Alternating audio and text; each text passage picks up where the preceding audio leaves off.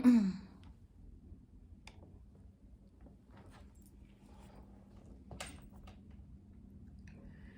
morning. Happy Tuesday. Welcome to the Us Review. I'm Carla Davis Luster, your host. Good morning to everyone tuning in. Here is where I discuss controversial relationship topics. I give a male and a female perspective when necessary. And today is season 1, episode 12, the final episode in season 1. And we're going to be talking about interracial relationships. Can your love withstand the scrutiny? But before I move forward, let's recap last week's topic. Season 1, episode 11, can social media affect your relationship? The answer was absolutely yes. I discussed positive and negative effects of social media that can affect your relationship. So I invite you to go back and watch the episode on one of my platforms at Ask Carla. The show today is season 1, episode 12, the final episode in season 1, like I said, interracial relationships. Can your love withstand the scrutiny? In today's society, interracial relationships are far more acceptable than as opposed to 25 years ago. The non-acceptance of interracial couples was at 63% 25 years ago, just 25 years ago. Today, it's only 14% of society that frowns on the institution of interracial marriages, couples or partners. So that is an improvement from 25 years ago. That's great. Interracial relationships were definitely looked upon years ago as a sin for centuries until the well-known case and situation, Loving versus Virginia, came into play. I don't know if many of you have seen the movie. I invite you to go look at it. It is definitely a great movie.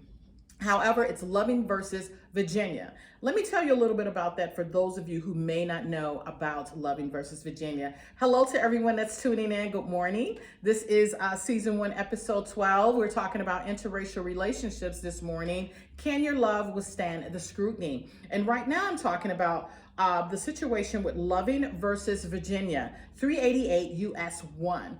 Was a landmark civil rights decision of the U.S. Supreme Court in which the court ruled that laws banning interracial marriage violated the Equal Protection and Due Process Clause of the 14th Amendment to the U.S. Constitution. This took place back in 1967. However, the aftermath from Loving in Virginia following, everything that happened with Loving in Virginia was so impactful till the Supreme Court made all anti-miscegenation laws unconstitutional. In addition to this, the immediate effect of all of that, Loving also had an effect on the same-sex marriage cases that were going on at that time. So once again, this is a movie and a situation. If you want to know more about it, I would invite you to go Google it. I would invite you once again to go watch the movie. It is a very interesting movie, very informative movie about this situation. Once again, this is season 1, episode 12. We're talking about interracial relationships. Can your love withstand the scrutiny? Good morning once again to all of you who are tuning in. However, the law against interracial relationships was actually banned. When I looked it up, it gave 2 dates. It gave June 2nd and it gave June 12th, 1967. So I chose June 12th, so one of them. Today is, once again, season 1, episode 12, interracial relationships. Can your love withstand the scrutiny? My preface today is going to come from my novel, once again, The Woman Tells, chapter 12, and that is entitled Accountability. We're going to start on page 109, and we're going to work through page 110 a little bit. We'll start at paragraph 2 on page 109. However, before I get started with that, I always like to take the opportunity to show you my novel, which is The Woman Tells here. This is my newly released one. I'm Not a Homewrecker Opportunist Maybe. Once again, I said you can get these at Amazon, Barnes & Noble, AskCarlaDL.com, and at the 900 Bloomingdale's building at 900 North Michigan Avenue on the 5th floor at the Volumes Bookstore. Today, we're ending with chapter 12. It's 12 chapters in here. This is episode 12, season 1, episode 12, and we're talking about interracial relationships. So if you don't have this one, go get it. But I do definitely highly encourage you to get this one, because in June, when I start back up with season 2, I'll be taking my prefaces from I'm Not a Homewrecker Opportunist, Maybe. So once again, these are my novels. So let's get to the preface. Once again, it's going to start at page 109. Paragraph 2, and it goes something like this. Good morning for those of you who are tuning in. In this story, doors were open, some closed, some unlocked, waiting to open or close, and some open, still waiting on what's to come. Some relationships are made in heaven, some generated from nothing and are just meant to be. Meant to be does not necessarily mean forever, but for a season to teach a lesson, to help us grow and find our way. Not every relationship will work out exactly how you envisioned it. Some things will, like each character in this novel, you have a choice to choose how you will handle your situation, be it with patience, revenge, prayer, walking away, or staying. It's always your choice. Everyone in a relationship has a role. I need you to understand this. This is what this is saying. Has a role, and you contribute to the outcome, no matter what it is. The best advice is to make sure you own your piece in the scenario. Take accountability for what you did and did not do in the relationship, and that's in any situation. Make sure it's the best it can be. Also, make sure the expectations you have for your partner are ones that you are following as well. So don't set expectations for your partner that you can't follow yourself. Keep it 100%. Communicate your concerns to your partner. As you can see, it's very easy for another to enter in through a loophole, causing what could result in a destructive end, separation, time apart from your partner, or he or she finds another love that results in their ever after. Be it mentally or physically, it separates you. That's my preface today. So once again, go grab it, y'all. It's a page turner. Definitely a page turner. However, this morning we are talking about, this is season 1, episode 12. We're talking about interracial relationships, and can your love actually withstand the scrutiny? Let me ask you a couple questions, and then we're going to get into this. Why do people actually marry someone from another race? Ask yourself that.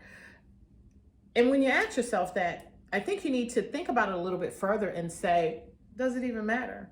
You should love who you love. It's no, expectation on, you have to do this, you have to do that. Some cultures, there is a situation where there are arranged marriages. There are different things where I guess it's put forth that people are so committed to it that they have to do these things. But once again, I asked the question, does it even matter as long as you love them? Here are some statistics surrounding interracial relationships that I'm going to get into this morning. I'm going to start off with just a statistic. There are 41% of interracial couples actually end in divorce within 10 years. With the situation, I am going to go into some of the things that can cause a relationship not to work. I always do that. And some of the research that I've done, they list out a few things. I'm not going to discuss them all, but I'll discuss a few of them and just talk about them briefly. And then I'm going to move on to talk about, what are some things that are important that you do in order to make it work. So once again, 41% of interracial couples, according to research, end in divorce within 10 years.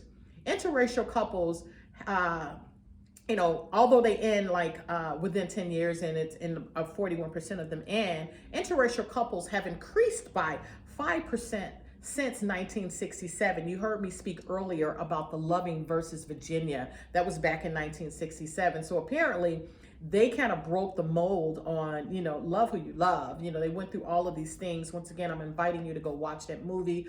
They went through all these things, all these scenarios, people coming at them, and just horrible things, However, according to this research, couples, I guess they set the standard. It increased by 5% since 1967 that people are marrying outside of their race. And once again, if you're just walking around in today's society, you're seeing love is everywhere. Everybody's dating everybody. So it's just a situation. Now, here's something else. 1 out of every 10 couples are interracial. I know people didn't know that. So if you got 10 couples lined up, one of them, minimally, is going to be an interracial couple, two people of different races that have come together. Once again, good morning. Thank you for tuning in. Thank you for the comments. However, that equates to over 11 million couples are, I guess this is in the world, there are 11 million interracial couples from the research that I looked up. Here's one. I'm going to start talking about right now, just kind of like a little bit of a breakdown with different races of, the percentages of them actually marrying outside of their race. Now, let's start with this one. 18% of African Americans actually marry someone of a different race. 13% higher than since 1980. So the figures and the statistics that I'm going to give you now is based off of according to 1980, not 1967. We know that, the interracial couple deal increased 5 times since 1967. However, these statistics are going to be according to as of 1980. And so it's 13% higher than since 1980. African Americans actually marry outside of their race. Okay, so let's move to Caucasians. 11% of Caucasians actually marry someone of a different race, and that is compared to 1980, which was only 4% that did it. So it's up to 13%. It has increased from 1980. It was only 4%. Asians are the highest, they say, that are most likely to marry outside of the race. I was actually very shocked at this, but then when I started to think about it, it was like, okay, I guess so, So they are the highest that was stated, and Asians are the highest at 29%, okay? And Hispanics actually follow that, which was 27%. I was actually shocked because in my mind, just not looking at statistics, not knowing the specifics and the actual facts, that were recorded, I thought it was African Americans that actually married the most outside of their race, but it's actually Asians, and then following is her Hispanics. Now, the most common paired interracial couple, you ready for this one? It is Hispanics with white. Okay, I did not know that either. I was still thinking it was African Americans with Caucasian, white, whatever. And here's the deal. Interracial marriages or interracial couples or whatever you want to partners, they make up 42% of, let me go back here. The Hispanic and white of the interracial couples that are together, they make up 42% of that number. Okay, so I was getting a little bit twisted, but I just wanted to go back and correct that. That's very interesting. And all this is saying is that people love who you love. It's no set thing. It's no set person. You have your convictions and your culture, with people. I don't know what kind of stigma or whatever is put on you or what kind of pressure or rules are put on you. I say love who you love. Here's another one. 24% of African American men, which are more likely to marry outside of their race, as opposed to African American women, it's at 12%. I actually knew that number would be higher just by seeing. However, once again, the African American men are more likely to marry outside of their race, 24% of them, and it's only 12% of the women. So whatever, can your love, my question is, regardless of who it is, regardless of their race, can your love withstand the scrutiny? What are some of the reasons why the interracial marriages actually don't last? Let's get into that. I said I was going to talk about that a little bit, and I've given you statistics. I've given you, talked a little bit about the Loving versus Virginia story. They were kind of the real huge breakthrough for interracial couples. They kind of was the model couple that went through all of the things. And then after the Supreme Court did all of these law changes, it started to, that situation or that matrimony started to increase due to, I guess, people felt more comfortable. They felt more that, the law was on their side, although that has not played a part in, people are going to do what they do. They're going to scrutinize you no matter what, according to their beliefs. So it's up to you to, once again, do things to make your relationship work. However, right now I'm going to talk about, I did mention that there was 41% of the interracial couples that don't marry. That's huge. It's almost, it's not 50%, but it is a large percentage. 41% don't make it. And here were some of the things that were listed why they do not make it. The first one was haters call it a fetish, meaning that I guess people that are surrounding you, that if you're in an interracial relationship, you're dating someone outside of your race, the people around you, or the haters, shall I say, they're saying that it's only a fetish, that you're just trying to, I guess, check off a box, or you're just trying to experience, something different, or, your curiosity. It's not true love. It's not whatever. Once again, it says that 41% of the couples don't make it. So that means that, what is that, 59% or 49, 59% do make it. That means that somewhere, these haters are not, calling off the right thing, because somewhere there's some love in there. So once again, the first thing was haters. They call it a fetish. Here's one: backlash from your community. I'm going to tell you a really quick story. A lot of people may not even know this story about me. Some of my friends may not even know, and then a few may. Back in college, back in my early years in college, I went to one of the colleges I attended was in Minneapolis, and Minneapolis is said to be one of the largest states, and one of the states with the most interracial couples. I've heard that a lot. Is it true? I don't know. I didn't Google that one. I didn't research that one. However, me being there, I did see it a lot. Okay, being in college. The college that I was at was a small community college, and it probably had about 2,500 students. This is my first college. 2,500 students, and the African American portion made up maybe 25 or 50 of us. Maybe a little bit more, not very much. And then the rest were other nationalities that were there, predominantly Caucasian.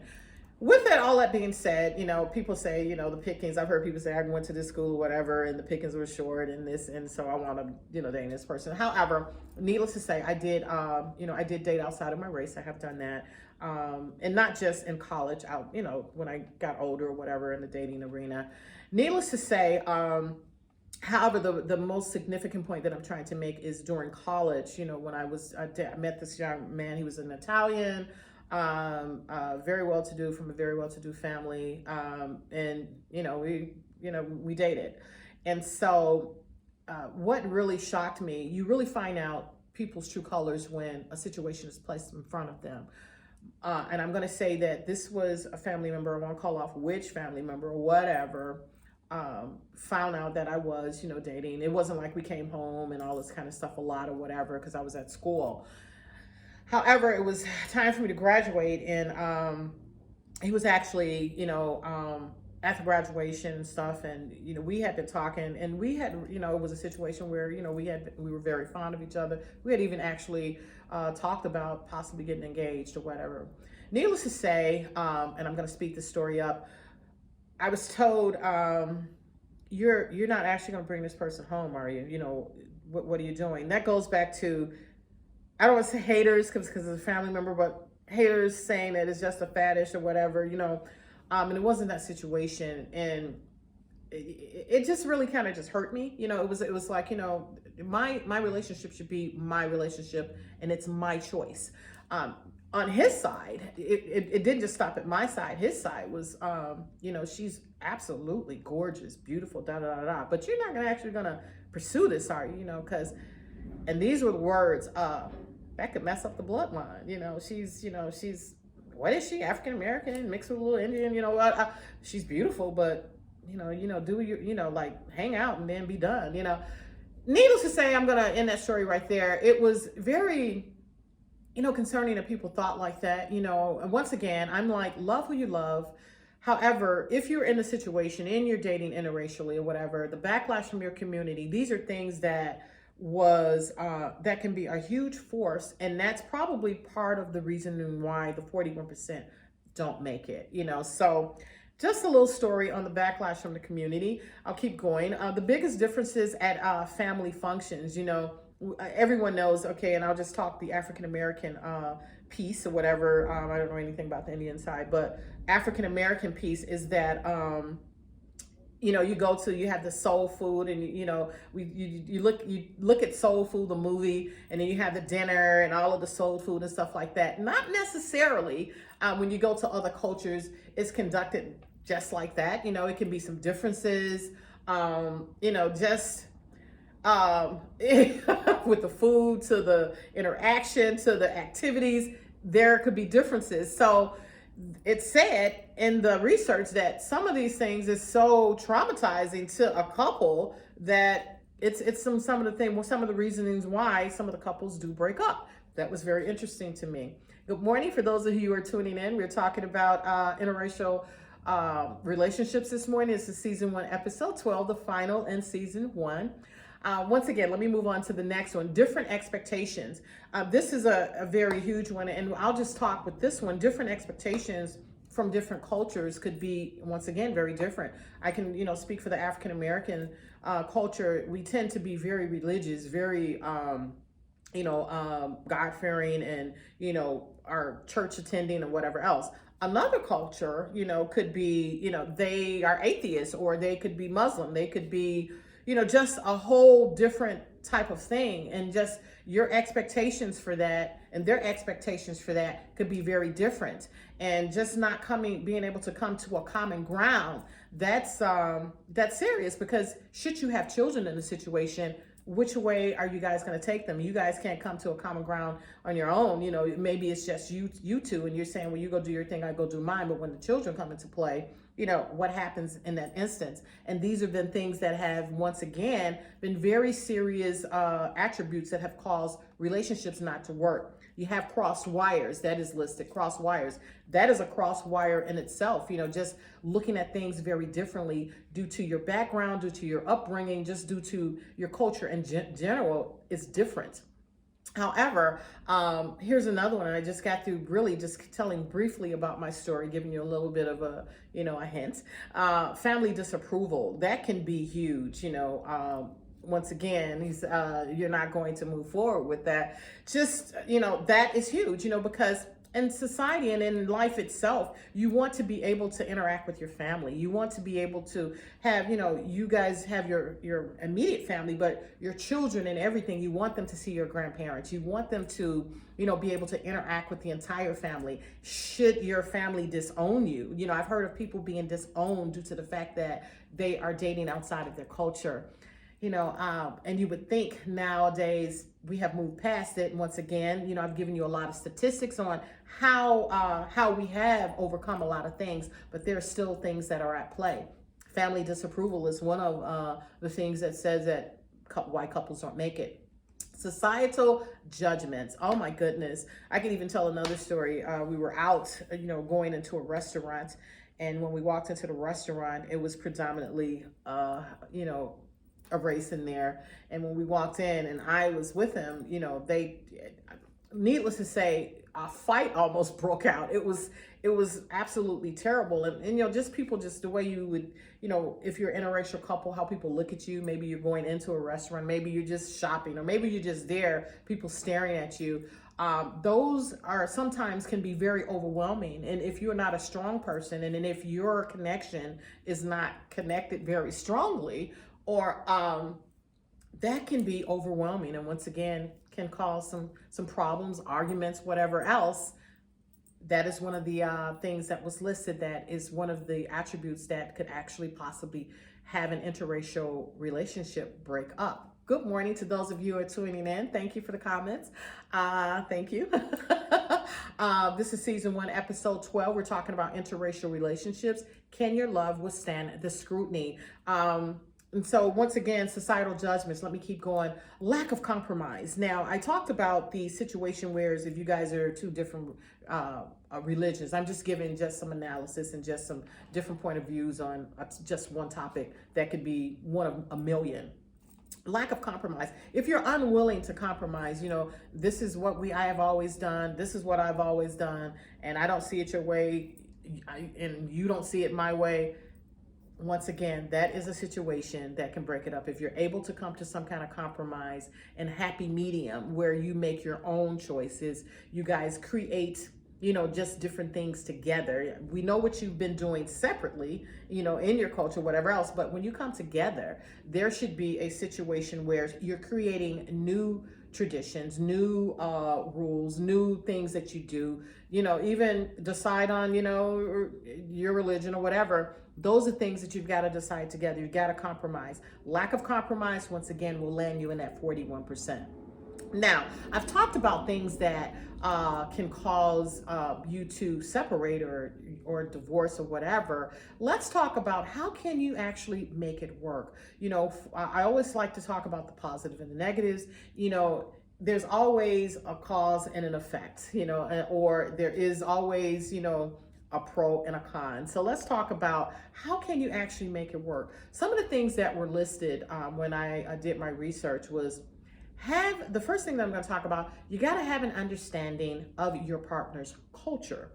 Due to if you're dating someone that has not grown up like you, they, once again, they don't share your total background and they've been brought up totally different. There is a need for you to get to understand where they've coming from, where, how they were raised, or what kind of mindset are they working with. It may not always be that, people are being racist or whatever. You have it out there. However, it could just be, I'm going to say ignorance to the fact of how you think or how you move or how you work. So you need to, if this is something that you're going to do, dating interracially, you need to definitely understand your partner's culture. It's very important because that can explain probably maybe some of the behaviors that is coming across to you that may be negative. You talk about it. Now, here is a great one. You need to create a safe space for discussions. Like getting that understanding, you got to have a space where it's okay to be very honest and pure when you're talking about the situation, meaning that if there are differences or if your partner does something that you don't understand or says something or whatever else, once again, I go back, it's not always, the racial thing. It could be just plain ignorance of not understanding something about your partner. You got to create that safe space where you guys can discuss things and say, in this safe space, if I don't understand something about you, don't get upset when I really talk about it and spit what I really thought. It's up to you both in that same safe space to help your partner to understand what happened. So creating that safe space is great, for you to be able to talk things out. Practice deep listening. Not only do you want to be able to be in that safe space where your partner can talk about what they felt or how they saw something, the person that they're trying to explain it to, you need to be listening, have a practice for deep listening and, maybe grab a pen and paper with, something that they may say, write it down, don't interrupt them and get into an argument. What did you say? That's not cool. Just, if you don't want to forget it, write it down. And then, when it's your time to talk, say, hey, let's go back to this comment that you made. You said this. What did you mean by this? I felt a little hurt. It was hurtful. Can you explain that? And maybe the way they explain it, you may not have even thought, oh, I didn't think about it like that. How many times have I said that? Not in a scenario like this, but how many times have I said, oh, I didn't think about it like that? That's really, okay, that makes sense now. That makes sense. So once again, create that safe space, practice deep listening. And here's one that's very important. You want to address the inappropriate comments and behaviors that come across from anybody, including you two saying it to each other. Here's another movie. I think it was a movie with Sanaya Lathan and this one guy. That's another movie that you can watch. I'm trying to remember what it is.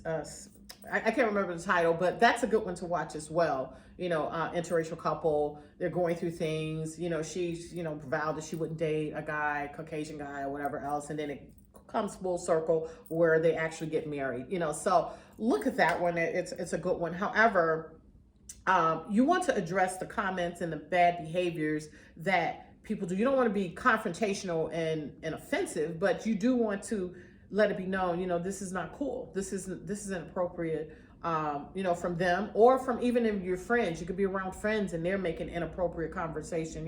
You want to address it. It's because if you don't, it will continue. And that's another outlier for just nicking at you with not having the relationship work. Once again, address the comments and the behaviors. Here is another one. Be aware of your privilege, meaning, how do I explain this one? Not all of us, not all things are created equal. Okay.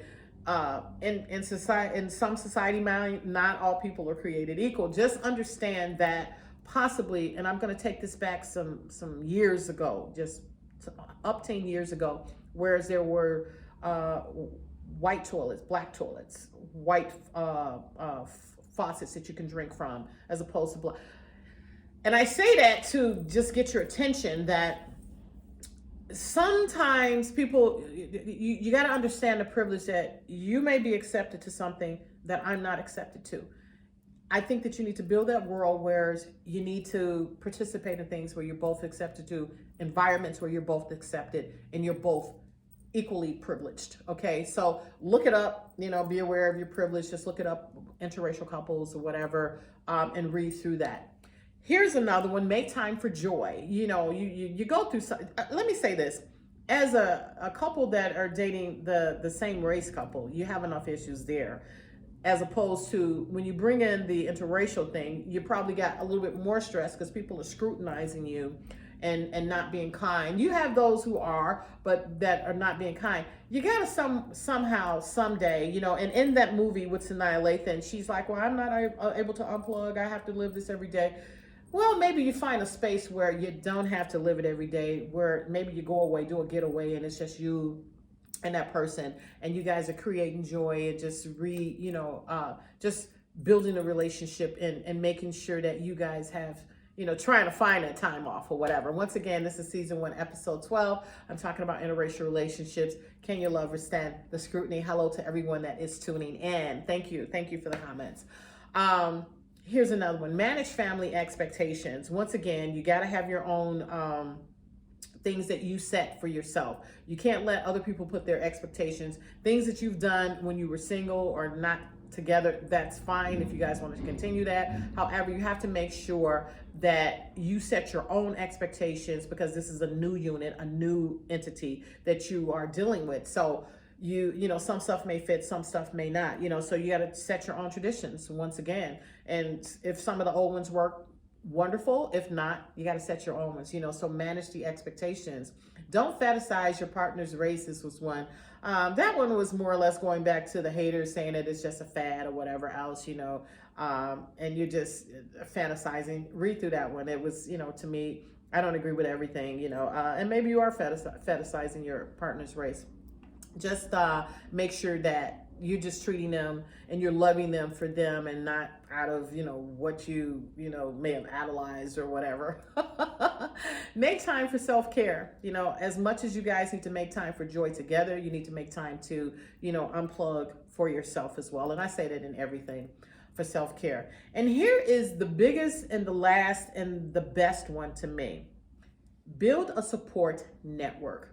You got to build that support network, with people that accept you, people that love you, people that understand you, people that support you. Okay. That is very important. You don't want to be in environments where, you're always being scrutinized, people doing this and doing that. And, you got to check this one and check that. You need to just try to build a support network that really understand and accept you. That's extremely important for you. It'll be extremely important if you have children. It'll be extremely important for your mental health, your physical health, or whatever, that you're not always somewhere where you got to fight a fight.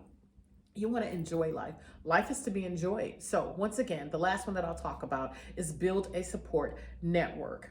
So once again, I always go back to, you love who you love, and those who do not accept it, I don't know if they're important enough.